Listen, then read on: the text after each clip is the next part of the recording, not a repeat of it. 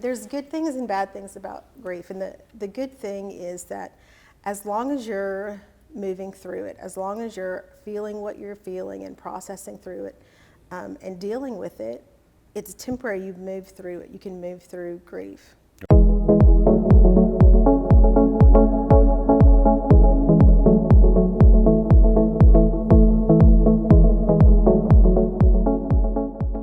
Hey, welcome today. We have a special guest with us. We have... Hi, I'm Heather Willard.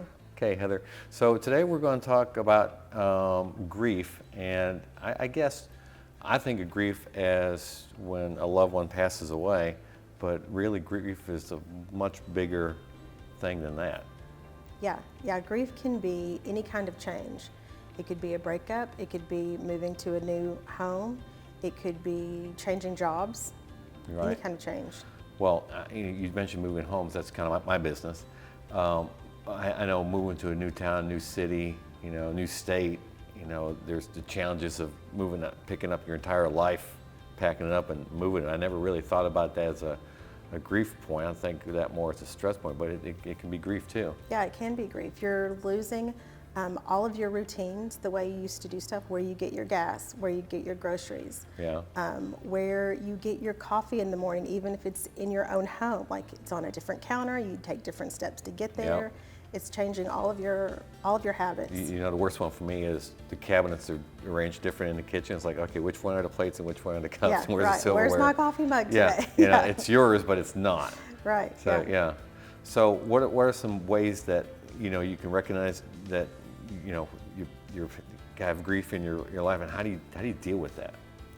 So grief is one of my most favorite things to talk about and help people work through, Okay. which is kind of weird because grief is a pretty terrible thing. You usually see your mental images of a dark place. Right, yeah.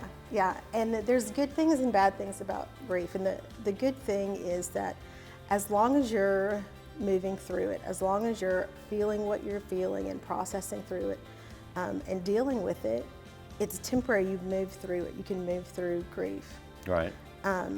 The bad thing about grief is you got to do it.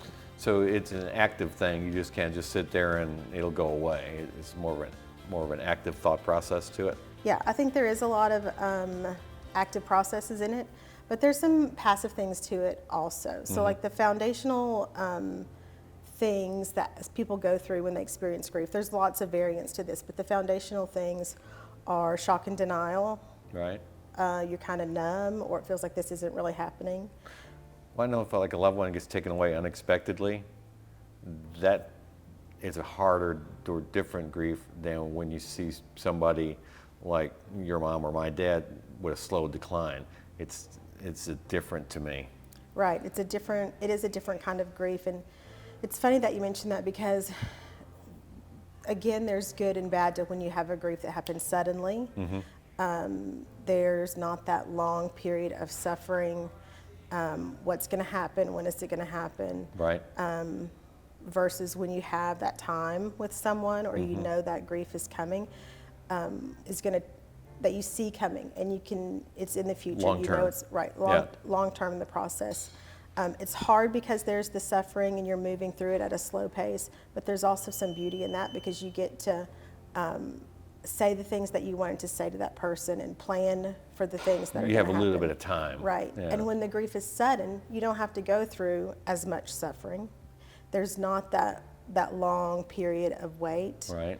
But sometimes there's things that are left unsaid that you wanted to say. You wish you could have Right. another day. Right. Yeah. Exactly. Huh. Yeah, you're pretty much right about that.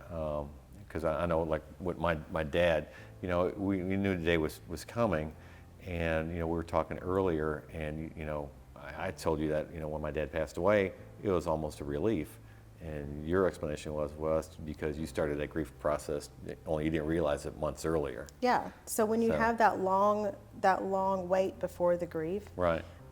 There oftentimes is relief, and sometimes people have guilt about that. Right. But it's really common to have a sense of relief when a loved one has been suffering for a long time, or Yeah. even if it's a breakup and you've seen it coming for a while and you're kind of struggling through and it's not working. When you finally get to, yes, this is definitely over, it is going to end, there's some relief in that. Yeah. You hit a word there that I hadn't thought of until just a second ago, and that was guilt. And it seems like guilt's something that you do to yourself.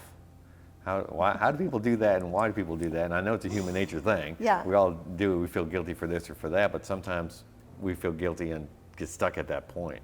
Yeah, I think sometimes we mix up guilt and shame.